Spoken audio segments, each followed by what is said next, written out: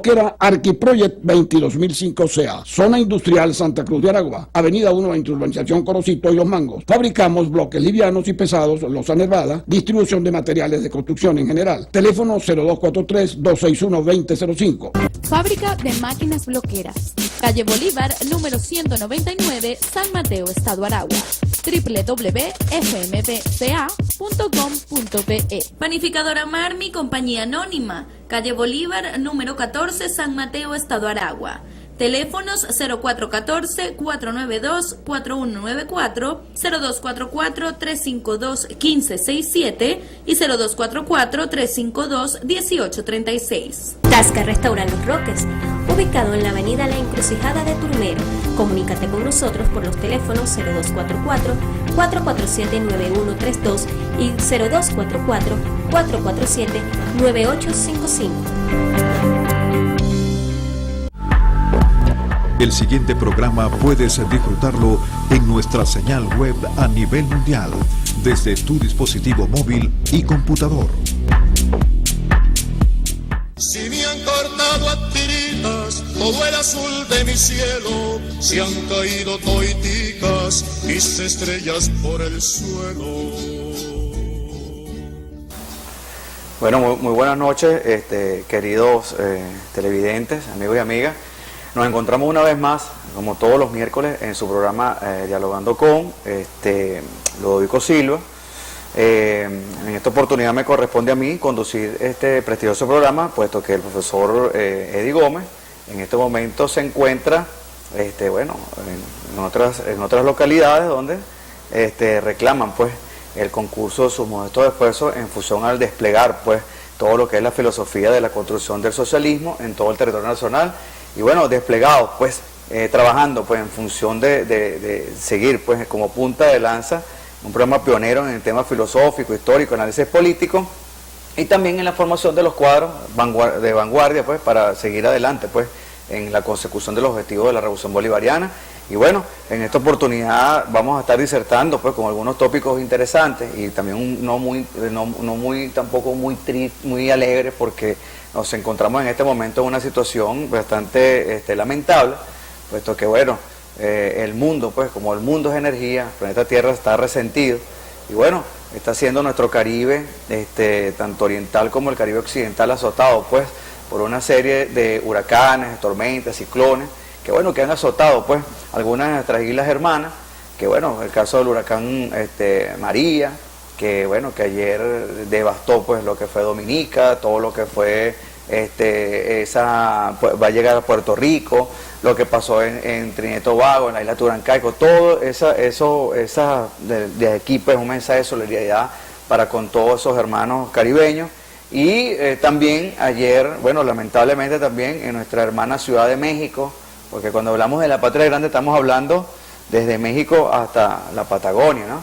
Ayer, bueno, precisamente se cumplían 32 años del terremoto en 1985 y también fueron, pues, ayer nuevamente historia, bueno, como dicen, la historia tiende a repetirse, bueno, con un terremoto con 50 kilómetros, del epicentro 50 kilómetros ahí en el Distrito Federal, con algunas réplicas que se extendieron por todo lo ancho y largo del territorio mexicano.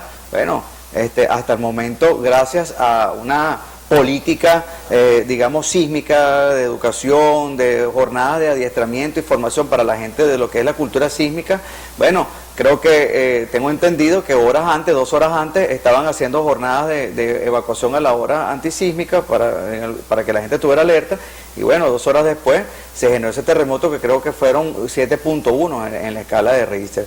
Bueno, desde aquí también nuestra solidaridad para con ese pueblo mexicano, nuestro pueblo hermano, bueno, entendiendo también de que, bueno, son países hermanos donde, bueno, precisamente es hora de tomar conciencia. Nosotros como hermanos, la población, tenemos que humanizarnos, y en estos momentos es donde, en momentos de incertidumbre, de inflexión y de desasosiego, es donde nosotros tenemos que sacar lo mejor de nosotros, nuestros valores, nuestra ética, nuestra solidaridad, nuestra cooperación, nuestra parte humana, todo eso en función a que el bien colectivo. Por eso es que nosotros tenemos que agradecer al gran arquitecto del universo y a todas esas personas que por lo menos hoy en día, mal que bien, tenemos nuestras cosas. Venezuela siempre ha estado a la vanguardia de la solidaridad para con todos los pueblos del mundo que en este momento, o que han sido pues de alguna u otra manera afectados por estos fenómenos climáticos y meteorológicos. No es menos cierto también de que ese pueblo mexicano y todos estos países, pues hermanos de América, de lo que es el Caribe, nuestro Caribe, bueno, son gobiernos cuyas políticas neoliberales, bueno, han azotado a esos pueblos.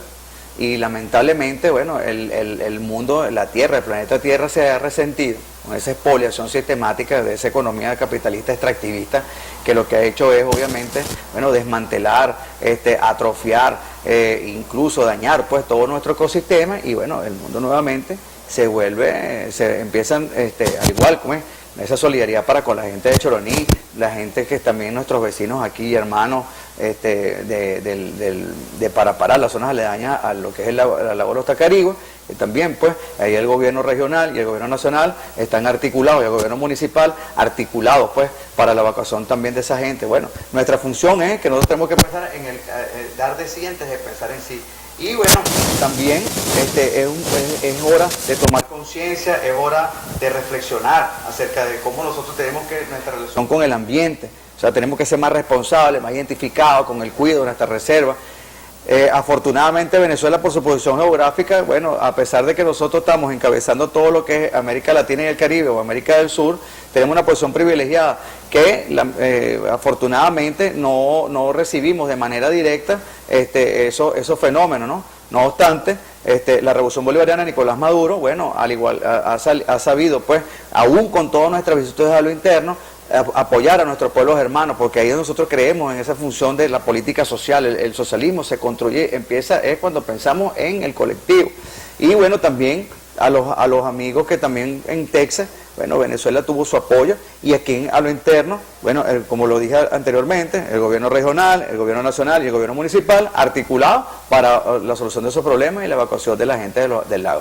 También ayer tuvimos pues el 72 encuentro pues de la Secretaría General, de la Asamblea General de la Organización de las Naciones Unidas. Bueno, cuando vimos ayer unos discursos interesantísimos ahí, sobre todo para analizarlo, el caso de Donald Trump, bueno, que lamentablemente, bueno, con un discurso totalmente belicista, un discurso, bueno, preponderante de la supremacía blanca, prácticamente nos remontamos pues a la época del Imperio Romano, todo un emperador, bueno, amenazando, chantajeando, coercionando, bufoneando, pues aprovechando de un espacio para que, lejos de buscar la concertación, el consenso y buscar, en este caso, tener un equilibrio, la correlación de fuerzas a favor, bueno, ellos se tratan de desmarcar con unas políticas que, bueno, que lamentablemente, lejos de buscar la unión, puntos que nos unan, más bien lo que buscan son los puntos que nos desunen. Y bueno, contra Venezuela se centró pues su discurso, bueno, diciendo que iba a profundizar más en el tema de las sanciones, que estaba analizando que iba a aplicar nuevas medidas para con el gobierno venezolano, porque supuestamente aquí estamos bajo el tema de la ayuda humanitaria, de que nosotros estamos en una crisis humanitaria. Yo creo que la crisis humanitaria la están pasando ellos allá, primero por el tema de los amigos en Texas, ¿no? Sobre el huracán que azotó Texas, pero también tenemos que darnos cuenta que la ayuda humanitaria la tienen ellos cuando tenemos un país que tienen casi 80 millones de personas en pobreza extrema, que tenemos casi 60 millones de personas que tienen una precariedad en cuanto al seguro social, y tenemos más o menos entre alrededor de 20 millones de personas que son los que medio tienen acceso a una seguridad social y está totalmente precarizado. Entonces yo creo que más bien hay que revisarnos a lo interno, porque ya eso desmonta pues esa falsa matriz de ese bendito sueño americano, cuando al final eso se convirtió en un mito. Hay indicadores, bueno, de hecho ahorita el último economista, pues, Premio Nobel de Economía, bueno, a través de unos indicadores, bueno, desmontó pues y demostró que esas políticas que está aplicando el gobierno norteamericano para con su pueblo no son las mismas que fueron hace 50 años atrás. Entonces yo creo que nosotros tenemos que orientar pues nuevamente y seguir enfilando y enrumbando nuestra política nacional de la Revolución Bolivariana, porque creo que estamos en el camino correcto. Ya venimos en el próximo negro con el invitado especial, el profesor David Chan, que vamos a seguir disertando un poco de esa política exterior de los Estados Unidos y un poco de la política nacional. Ya regresamos. Si me han cortado a tiritas todo el azul de mi cielo, se han caído toiticas mis estrellas por el suelo.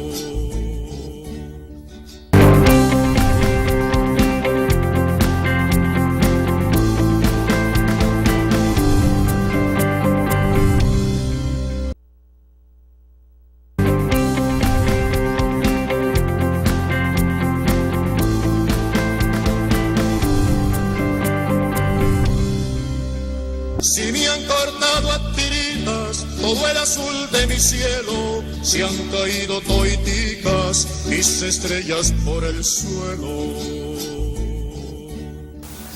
Bueno, estamos aquí, bueno, me acompaña en esta oportunidad el profesor Wilmer Davichán, compañero egresado del Pedagógico de Maracay, en la mención Geografía e Historia en Ciencias Sociales. El compañero tiene una maestría en Seguridad de la Nación, mención Integración. El compañero profesor Wilmer Davichán es profesor de la Universidad Militar Bolivariana, específicamente de la Academia Técnica Militar, en su núcleo Salud y Comunicación, profesor también del Centro de Adiestramiento Aeronáutico, que pertenece a lo que es la Aviación Militar Bolivariana, profesor también del Instituto de Altos Estudios para la Seguridad de la Nación, que era el antiguo IAEDEN, y profesor también que forma parte del equipo que lleva bien el director, el jefe de la zona, profesor Tairo, en la parte de relaciones interinstitucionales. Entonces el profesor nos va a venir hoy a disertar un poco, a profundizar sobre lo que es el tema de la ONU, pues, y la intervención de Donald Trump y sus políticas sancionatorias de chantaje económico para con la Revolución Bolivariana, y nos va a disertar un poco cómo nos afecta eso, profesor, bienvenido, cómo nos afecta a nosotros ese discurso, pues, o cuál es la orientación, digamos, el metamensaje que está oculto en ese discurso belicista de Donald Trump, y cómo eso nos afecta desde el punto de vista económico, militar y político a nuestra Revolución Bolivariana. Bienvenido, profesor. Gracias, Ricardo, por la invitación. Bueno, esto es una reafirmación de la política de injerencia de los Estados Unidos de Norteamérica desde esa perspectiva de lo que el contexto civilizatorio actual ha llamado el imperialismo, ¿no? Eso es una reafirmación de ese carácter de dominación imperial, ese carácter de intervención sin ningún tipo de miramiento. Lo que sorprende es dónde lo hace en la Organización de Naciones Unidas, que se supone que surge con la intención de resguardar, salvaguardar el patrimonio de la paz de la humanidad. Y entonces en ese escenario y en ese foro es cuando se da estas declaraciones que, lejos de buscar un punto de encuentro y desde la perspectiva del derecho internacional humanitario, son una violación. Fíjate que hablaba el presidente Donald Trump de la erradicación, de la aniquilación de países que tienen una conducta distinta a lo que nos han planteado como ese mecanismo de dominación. Cosa que no nos sorprende, desde la década del 45, cuando termina la Segunda Guerra Mundial, sabemos que esos primeros pasos de la conformación de una gran alianza mundial tenían como principal interés salvaguardar los intereses de las potencias que surgen vencedoras de la Segunda Guerra Mundial. Después de esa configuración del mundo bipolar, luego de la conformación de ese mundo bipolar, tuvimos un periodo en donde la década de los 90 del neoliberalismo surge la tesis de ese mundo único, de ese mundo unipolar, con la supremacía de los Estados Unidos.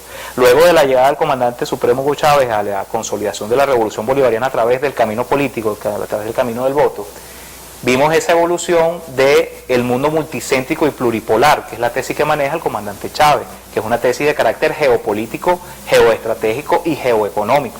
Entonces fíjate tú cómo justamente luego de la concepción de esa doctrina de adelantar los intereses de los Estados Unidos a través de cualquier medio, le recordamos a nuestros televidentes que nuestra doctrina en seguridad y defensa integral de la nación implica el reconocimiento de 7 ámbitos. Esos ámbitos van desde el político, económico, social, cultural, ambiental, militar y geográfico, y precisamente el avance de ese discurso va sobre la consolidación de la supremacía, como tú lo decías anteriormente, tanto militar de los Estados Unidos, como económica, como cultural desde la perspectiva de imposición de un mundo único, y sobre la tesis de aquello que nosotros hemos llamado el espacio vital, el Lebensraum, que es la tesis geopolítica de los alemanes. Ahora implica una suerte de renacimiento de esa tesis geopolítica y de dominación. Y no podríamos decir que esa política de uno turno, aparte de que usted muy bien lo explica, profesor, el tema del espacio vital, no puede ser también una especie de un redimensionamiento o un proceso de reingeniería en cuanto a la doctrina Monroe, pero ya no desde el punto de vista como aplicaron en los tiempos de los 50, después de la Segunda Guerra Mundial, que era de ese patio trasero, ¿no? Como lo planteaba en ese entonces James Monroe, 1823, 1824, no será un pequeño esquema nuevo, un diseño pues de una recolonización y reingeniería de la doctrina Monroe, pero ahora atacando más lo comunicacional y lo financiero. Ciertamente, porque el escenario de la doctrina Monroe, que paralelamente surge en 1826, así cuando nosotros tenemos que el libertador Simón Bolívar propone la anfictionía en el Congreso de Panamá, ellos veían inicialmente el contexto de lo territorial por expansión desde la perspectiva de los recursos y el control marítimo, sobre todo por el control del Canal de Panamá, que como tú bien sabes, se ha consolidado en los últimos años para el interés de la supremacía comercial de los Estados Unidos en el Pacífico y en el Atlántico también, porque hay una interconexión. Recordamos que no hay hechos aislados. Realmente, como lo hemos conversado en otras ocasiones, el patio trasero de los Estados Unidos es Canadá. Ahora ellos reconfiguran, redimensionan el hecho de la extracción de los recursos por aquello de la división espacial y social del trabajo. Les recordamos a nuestros televidentes que pueden escuchar y ver este programa, que las reservas estratégicas de carácter hidrocarburífero, de carácter gasífero, de carácter mineral y también de carácter hídrico se encuentran por debajo del Ecuador. Es decir, estamos hablando del contexto del macizo guayanés, el contexto de la Amazonía, el contexto del macizo africano y parte de un sector de Asia. Es allí donde se encuentran esas reservas. Dado el contexto de hiperindustrialización y del control, la necesidad del control de esas reservas estratégicas, los Estados Unidos han vuelto a esa política, esa famosa política del garrote y la zanahoria, el Big Dix y eso que implicaba la doctrina de supremacía y dominación en el continente. Sí es una reconfiguración de intereses coloniales en la región. De hecho, es una tesis militar. Bueno, claro, lo que pasa es que cuando usted se pone a ver, profesor, en los Estados Unidos siempre se ha manejado bajo el esquema de las doctrinas, ¿no? Y cuando hablamos de doctrina estamos hablando que los presidentes a veces, detrás de cada presidente de los Estados Unidos hay toda una parafernalia y una estructura impresionante, que como decía, bueno, también de aquí le llevamos un mensaje a nuestro José Vicente Rangel, ¿no? Que él decía que el verdadero, en la política, lo real es lo que no se ve. Lo real es lo que no se ve, y resulta que detrás de los Estados Unidos están los poderes fácticos. Y esos poderes fácticos están entre el lobby farmacéutico, el lobby petrolero, el lobby militar, el Pentágono, lo que llaman el triángulo del hierro, ¿no? Entonces ellos son los que han aplicado, y eso es lo que usted explica muy bien, la doctrina Monroe, que fue la de 1823-1826, cuando dijeron América para los americanos. Luego vino en 1846 la doctrina del destino manifiesto, que ellos por la providencia divina están consustanciados pues para conquistar el mundo o la ciudad sobre la colina, como lo decía el profesor Morris Berman. Y eso fue como la contraposición o el contrapunto de lo que también lo dijo nuestro libertador Simón Bolívar, cuando dijo los Estados Unidos parecen destinados por la providencia divina a plagar de miseria a la América en nombre de la libertad. Ahora, hay que analizar, cuando usted muy bien lo dice, la doctrina de, obviamente, el garrote, el biesti y la fruta madura. Tengo entendido, profesor Chan, que también muchos de los analistas, pues lo que llaman esos tanques pensantes norteamericanos, lamentan mucho el que los Estados Unidos después de la Segunda Guerra Mundial hayan reconfigurado o hayan de repente direccionado unos recursos del Plan Marshall y descuidaron lo que ellos planteaban en el plato trasero. ¿Qué buena exposición ha hecho usted cuando dicen el plato trasero? Y es verdad, es Canadá. Entonces que Canadá es uno de los países obviamente que surten pues de lo que es el petróleo de esquisto, que ha servido para sobreofertar el mercado y sobreabundar el mercado para desplomar los precios del petróleo. Y obviamente también con esta política neoliberal de México con Peña Nieto, que es la misma política de cuando los hermanos Carlos Salinas y Raúl de Salinas de Gortari, que bueno, que prácticamente entregaron ese país, erosionaron la cultura mexicana, todo lo que eran los mayas, los aztecas, los incas, y mira, asumieron a México prácticamente un estado fallido, un estado forajido, y entonces ahí tenemos que analizar lo de la geopolítica y la insularidad. ¿Qué importancia y qué rol tan vital juega la Revolución Bolivariana en cuanto a la contraposición de esa política exterior nefasta? ¿Cuál ha sido el papel importante que vio nuestro comandante supremo Hugo Chávez en la Revolución Bolivariana para poder contrarrestar la política nefasta de los norteamericanos? Sin duda es el punto de equilibrio porque es la contraofensiva a esa tesis hegemónica de dominación geopolítica. Les recordamos que nuestra geopolítica bolivariana surge para liberar, no para dominar a nadie, a diferencia de la tesis geopolítica clásica o las tesis geopolíticas clásicas que son de la dominación. Excelente, profesor. Bueno, como bien lo dice, nuestro ejército bolivariano ha sido el único que ha salido fuera de nuestra frontera a liberar, más no a conquistar. Ya regresamos en el próximo espacio. Amén. Si me han cortado a tiritas todo el azul de mi cielo, se han caído toiticas mis estrellas por el suelo.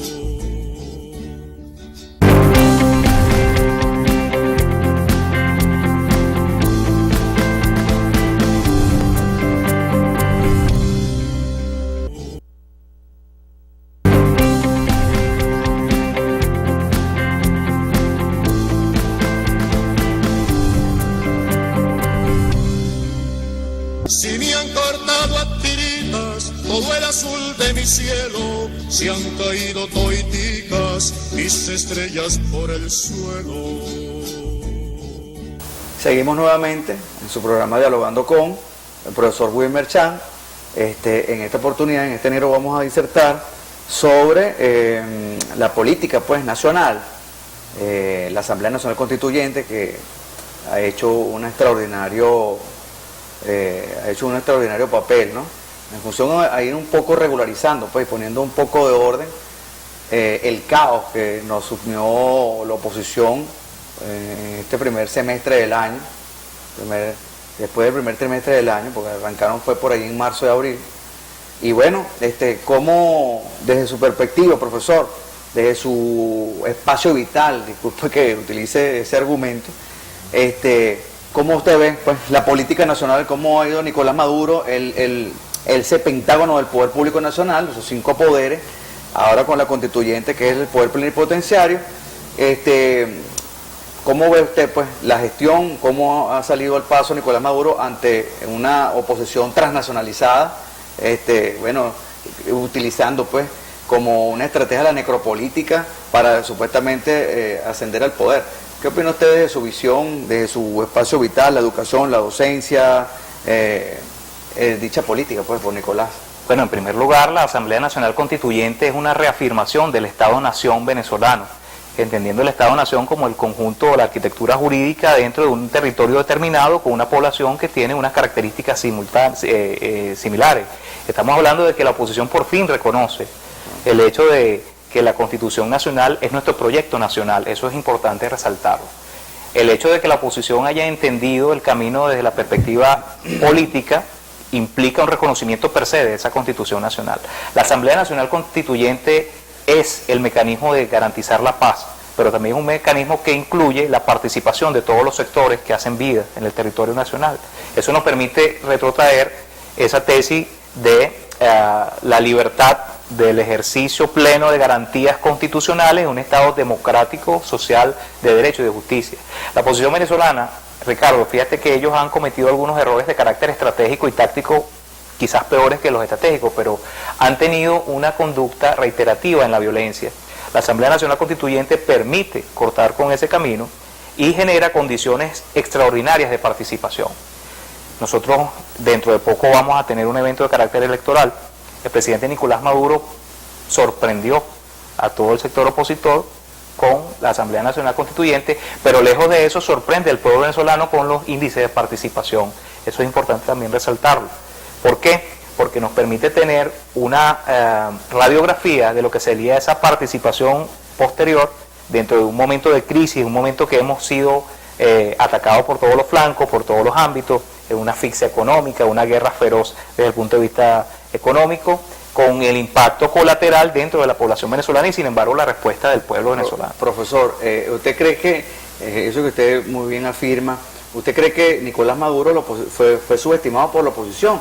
A propósito de que cuando estamos hablando de que incluso tengo muchos amigos que obviamente no están alineados pues a las políticas de la revolución, se ha dado cuenta de que sí estamos en una guerra económica, que había gente que no entendía que estábamos bajo una guerra económica, y no solamente una guerra económica, sino viéndolo desde la totalidad, estamos en una guerra total. Nosotros venimos trabajando una tesis que es la guerra no lineal, porque esa guerra no lineal empieza primero desde la ceja para arriba, de lo que llama la noósfera, ¿no? Desde el pensamiento, desde la conciencia. Entonces, ese pensamiento de la conciencia, porque el tema es que la globalización se sustenta en una base del conocimiento. Entonces, ahorita en este momento nos están atacando primero porque la gente no procesa información, ataca todo lo que es una guerra psicológica, unas operaciones psicológicas donde la gente trabaja directamente el sistema límbico, que es la parte instintiva, ¿no? De odio, amor, ¿no? Y atacan precisamente esa parte. Y ante el bombardeo mediático, esa guerra de cuarta generación que no deja que la gente procese la información, yo creo que la gente aquí ha jugado primero con la desinformación. Eso es un error garrafal, ¿no? O sea, y también un punto a favor de en este caso la oposición, porque con todos los medios privados al servicio de las transnacionales. Pero ¿usted cree, profesor, desde su posición, la oposición subestimó a Nicolás Maduro, creyendo que era un autobusero? Sin duda alguna. Fíjate que es tanto así que por primera vez el presidente Nicolás Maduro tiene que darle la cara al imperialismo y a esos partidos políticos que son subproductos de los partidos del Pacto de Punto Fijo, con todo el apoyo transnacional, como tú bien lo dices. Entonces, de tal manera, el comandante Chávez no fue tan atacado como fue atacado el presidente Maduro. Entonces tú ves cómo ese desprecio, esa xenofobia, ese endorracismo contra el presidente de la República por su condición que viene de un pueblo llano, de pueblo humilde. Eso fue totalmente una acción, una torpeza política, no sé si llamarlo torpeza política o quizá desconocimiento de la arena política también. Okay. Son partidos que no responden a un proyecto nacional, sino a líneas y a generar líneas estratégicas que vienen de centros hegemónicos de poder. Lo que sí es lamentable es que la oposición perdió una oportunidad para ellos haberse convertido en una referencia política, y ahí faltó la estrategia, la táctica, la operacionalidad, y aparte de eso también que ellos se asistieron mucho de esa muleta transnacional, ¿no? Y bueno, y afortunadamente el financiamiento excesivo, sí, y afortunadamente aquí el pueblo venezolano se apoyó pues en la idiosincrasia de la unión, porque en este momento, ante esta crisis, ha aflorado tanto lo mejor como lo peor de cada quien, ¿no? O sea, aquellas personas que andan bachaqueando, aquellas personas que andan pendientes de un coimo, una colusión, un cohecho, una corrupción, no son chavistas, no son socialistas, no son, o sea, en este momento tenemos que apelar al compartir, a la unión, a apoyar al que menos tiene, ¿no? Y fíjese que, por ejemplo, en esa política incluso a esta guerra económica que nos azotó, pues, los dueños de los medios de producción, fíjate que hasta hemos visto pues cambios en los patrones de consumo, en contenidos calóricos de ingesta alimentaria diaria. La gente hace más, digamos, un arqueo de caja consciente a la hora de sufragar los gastos. Y fíjese que también otra cosa, profesor, el tema de que la oposición no ha dado las respuestas satisfactorias en torno a que, bueno, vamos a salir de Maduro. Usted lo dijo muy bien, se inscribieron ahora como candidatos a la Asamblea, a las gobernaciones y al Consejo Legislativo. ¿Qué opinión nos puede dar de eso en torno a que ellos le prometieron a un sector de la población ya muy minoritario que iban a salir? ¿Qué opinión nos da al respecto de eso? Pues ahora inscribiéndose, pues legitiman el proceso, lo ratifican. Por supuesto. De hecho, el problema de la oposición es que nunca ha tenido un proyecto en las manos. Nosotros podemos presentar la Constitución de la República Bolivariana de Venezuela como un proyecto.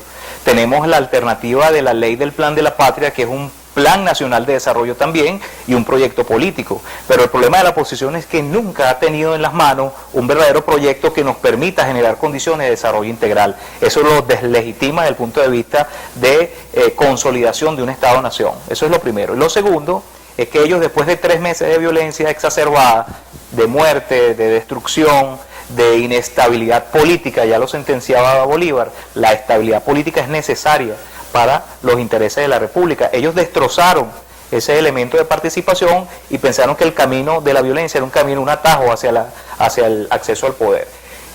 se ven rodeados, se ven bofeteados por la realidad concreta, como lo diría Karol Kosick, y se ven en la obligación de inscribirse en las candidaturas para las elecciones regionales. Eso es una ganancia política para el presidente Nicolás Maduro, es un dividendo político. Y fíjate que la actuación de la Asamblea Nacional Burguesa, que fue electa a través del descontento de la población por ciertas situaciones, no lograron capitalizar una acción política eficaz. Eso nos dice mucho de cuál es la tendencia de esta digamos, dirigencia opositora, que no permite generar condiciones de proyecto nacional, por lo que hemos dicho anteriormente de seguir lineamientos de carácter transnacional y foráneo. Y que incluso perdieron por poco, porque ellos mismos están perdiendo por inasistencia. Y bueno, y la salida de la constituyente fue para poner un poco de orden ante que, bueno, si no van al diálogo, bueno, vamos a darle las herramientas al pueblo, constitucionales 347, 348 y 349, para, bueno, ponerle orden al caos. Y bueno, ya regresamos nuevamente en su programa Dialogando con el profesor Wilmer Chan. Si me han cortado a tiritas todo el azul de mi cielo, si han caído toiticas mis estrellas por el suelo.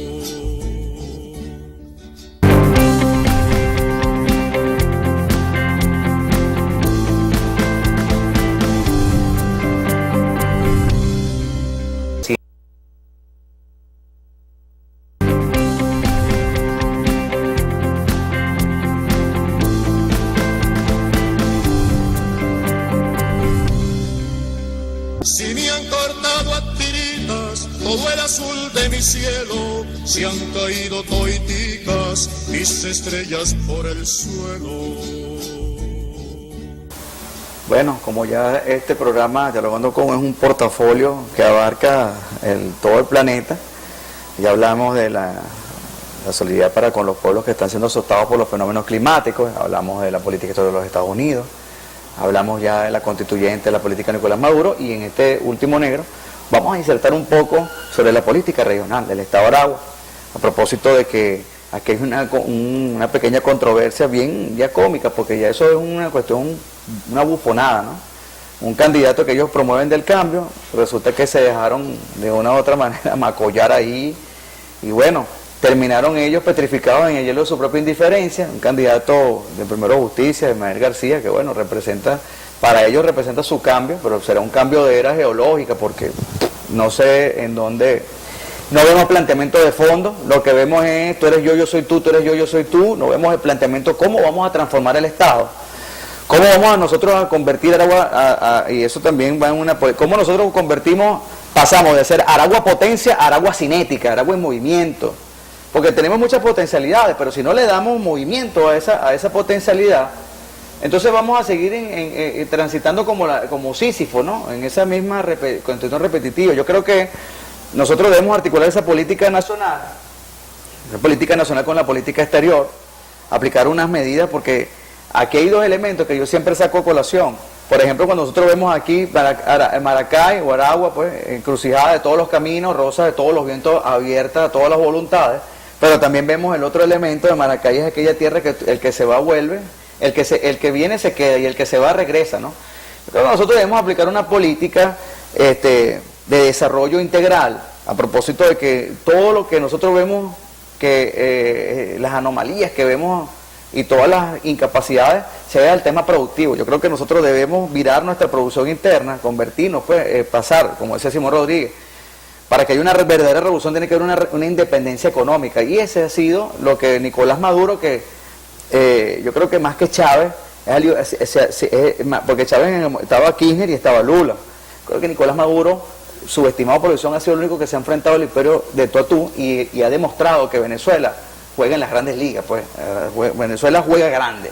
Entonces, hablando de la política de Aragua, usted como profesor de IAEDEN en la segunda corte de la maestría de seguridad de la nación, y como responsable de las políticas interinstitucionales de la zona educativa, ¿cuáles perspectivas tiene usted por lo menos para la política, a propósito de que le damos el apoyo restricto, pues, a la Revolución Bolivariana, en este caso a nuestro candidato Marcos Clemente Rodolfo Clemente Marcos Torres? Entonces, ¿cuál es el planteamiento que tiene desde el punto de vista educativo, cultural, Bueno, en primer lugar, no quisiera emborronar cuartillas con ese show mediático de la oposición de los candidatos de aquí. Ya creo que eso está harto conocido, que es una pugnacidad y que no carecen de liderazgo real.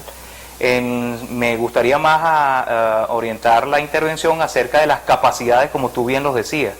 Convertir al Estado de Aragua dentro del cónclave, el enclave geoeconómico del centro del país. Tenemos la potencialidad de la fachada Caribe, que eso hay que recordárselo a nuestro candidato Marcos Torres, generar condiciones para crear una verdadera alternativa sustentable del turismo, generar condiciones para una flota de pesca que sea viable, crear toda una cadena de comercialización dentro de esa costa aragüeña que es bastante extensa. Tenemos la capacidad de la generación de la zona forestal en la zona sur del estado. Tenemos la capacidad de los valles de Tucutunemo, por ejemplo, en el municipio de Zamora, para generar condiciones de un cinturón, así como los Estados Unidos se planteaban el cinturón del trigo. Nosotros podemos plantearnos el cinturón de la producción de otros rubros que no sea la caña de azúcar, que es un cultivo altamente que desgasta el suelo y que lo degrada. Tenemos que hablar acerca de la consolidación del parque industrial. Le recordamos a nuestros televidentes que las zonas industriales más importantes del país quedan en la cuenca del lago Los Tacariguas, generar condiciones de potenciar la cuenca norte desde el punto de vista industrial y la cuenca sur desde la perspectiva agroindustrial, que ahí tenemos un esfuerzo bastante importante. Generar las condiciones para la extracción de algunos recursos en la serranía del interior, en el caso del ripio, la aprovechación de algunas arenas especiales que tenemos allí, en el caso de la consolidación de lo que implica un mercado seguro desde la perspectiva del Puerto Cabello y el enclave del Puerto de La Guaira. Nosotros tenemos un enclave geográfico que debe ser aprovechado y que debe ser condicionado por las particularidades y potencialidades de nuestro estado. Y sin miedo, a propósito, sin miedo de decir las cosas, porque también tenemos que ver qué podemos nosotros hacer con esa gran obra que fue el Plan Ferroviario Nacional, el sistema ferroviario nacional. El sistema de articulación vial, porque requiere un sistema multimodal. Claro, entonces, no es menos cierto que Aragua tiene unas características geográficas envidiables, lo que usted decía, ¿no? Los 3 cuerpos de agua, Suata, Taiguaiguay con el lago Los Tacariguas, los famosos valles de la Victoria, el parque industrial del Soco en la Victoria, oye, el eje Lomas de Níquel, que da otras características bien interesantes al estado. El tema de Magdaleno, Palo Negro, Libertador, Lamas, que son una potencialidad agrícola y aparte también agropecuaria hacia el sur y también aquí una economía de bienes y servicios, porque una de las grandes carencias que nosotros tenemos es que nosotros debemos fortalecer es la producción de bienes intermedios para que se fortalezca la base productiva del país, a propósito de que la cercanía que tenemos con Puerto Cabello y nuestras costas, por la parte turística. La interconexión es necesaria, esa interconexión es necesaria, puesto que ya nosotros tenemos que empezar a ver, vuelvo y repito, para salir del Aragua potencia a la Aragua cinética, ¿no? Y permíteme un comentario. Fíjate que precisamente la seguridad de la nación en nuestro texto constitucional se sustenta en el desarrollo integral. Y nosotros estamos hablando de un Estado federal y descentralizado. Nosotros tenemos que generar las condiciones de un enclave geoeconómico que sea sustentable y que tenga esa autonomía que nosotros necesitamos. El Estado de Aragua no necesita sino poner a disposición de las fuerzas productivas, de las fuerzas creadoras, ese potencial. Y obviamente cumplir con lo que establecía el presidente Chávez, ¿no? Porque mucha gente se preocupa, ¿no? Que mira que el candidato, bueno, yo lo que digo es, el presidente Chávez en el golpe de timón fue muy enfático, ¿no? Yo creo que nosotros si queremos honrar al comandante Chávez, él dijo comuna o nada. Si no hay comuna, no hay nada. Ahí se presenta la diatriba de lo que es el Estado formal burgués, como lo conocemos, que es una figura jurídico-política que articula 3 elementos: territorio, población y forma de gobierno. Pero nosotros tenemos que ir hacia la consolidación de la comuna, lo que tú estás diciendo, porque es el mecanismo de participación que puede generar condiciones desde las bases de verdadero sostenimiento. Y que te va a permitir el autogobierno, la autoorganización. Ciertamente, y la autonomía, la descentralización. Fíjate que hay algo importante, nosotros ya tenemos experiencia. Dentro del aspecto comunal en el occidente del país, tú bien lo sabes porque recorriste conmigo la mitad del país, hay unas experiencias positivas de las comunas, en los comuneros de Mérida, los comuneros del estado Lara, en el estado Yaracuy. Tenemos referentes históricos, sí, muy bien, tenemos la comuna de Chilillín, la comuna de París, pero nosotros tenemos nuestros propios referentes que pueden ser repotenciados y redimensionados para lo que nosotros queremos, que es la seguridad de la nación. Como te dije anteriormente, fundamentada precisamente en un desarrollo que sea integral. Claro, y hay comunas en Chile, hay comunas en Colombia, hay comunas en Francia. La gente le tiene temor al tema de la comuna, pero fíjate que es como nosotros, como es Aristóteles, como la educación, no es como el agua que ha de verter, sino como el árbol que ha de crecer de abajo hacia arriba. Es el pueblo organizado quien tiene realmente el poder, no importa quién venga, es la comuna, porque aquí Chávez no dijo gobernación o nada, ni alcaldía o nada, dijo comuna o nada. Yo creo que aquí el único paradigma político que garantiza la supervivencia de la especie humana es el socialismo. Por eso es que nosotros nos convertimos en una amenaza extraordinaria e inusual a la potencia más poderosa que ha habido en el nunca jamás, que es los Estados Unidos de Norteamérica. Entonces, eso que usted dice, profesor, es elemental para que ustedes de la zona educativa, con el profesor Tairo, logren enhebrar y con articulación con el Instituto de Estudios de la Defensa Nacional tejer una política eficaz que le permita, obviamente, el resurgimiento de este Estado, bueno, como lo soñó Bolívar, lo soñó Miranda, lo soñó nuestros próceres. Una palabra final, profesor, una despedida, y bueno. Bueno, muchas gracias por la invitación. Nosotros estamos trabajando incansablemente desde la perspectiva de la Universidad Militar Bolivariana, en la Academia Técnica Militar Bolivariana. Un saludo a mi general de brigada Ricardo Nicodemo Ramos, a mi general de brigada Netalí Rodríguez. Estamos también desde la participación de la educación en una perspectiva de Estado Nacional, el Instituto Alto de Estudios de Seguridad de la Nación ahora, y desde la zona educativa a cargo del Plan Integral de Seguridad en cada una de las escuelas, el profesor Tairo Figueroa, el jefe de la zona educativa. Seguiremos trabajando incansablemente para consolidar el Estado Nacional y para generar condiciones de un verdadero desarrollo sustentable. Bueno, y no me queda más de otra, compañeros y compañeras, que el tiempo es inexorable y venos la próxima semana cuando en su programa Dialogando Con estaremos nuevamente disertando sobre esa política, esas realidades y contaremos nuevamente más historias acerca de nuestra realidad. Muchas gracias y que la pasen muy bien, se les quiere. Si me han cortado a tiritas todo el azul de mi cielo, se han caído toiticas mis estrellas por el suelo.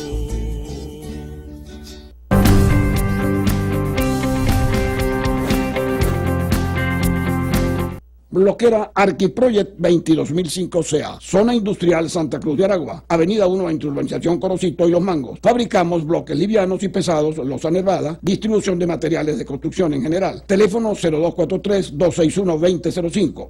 Fábrica de máquinas bloqueras. Calle Bolívar, número 199, San Mateo, Estado Aragua. www.fmbca.com.be. Panificadora Marmi, compañía anónima. Calle Bolívar, número 14, San Mateo, Estado Aragua. Teléfonos 0414-492-4194, 0244-352-1567 y 0244-352-1836. Tasca Restaurant Los Roques, ubicado en la avenida La Encrucijada de Turmero. Comunícate con nosotros por los teléfonos 0244-447-9132 y 0244-447-9855.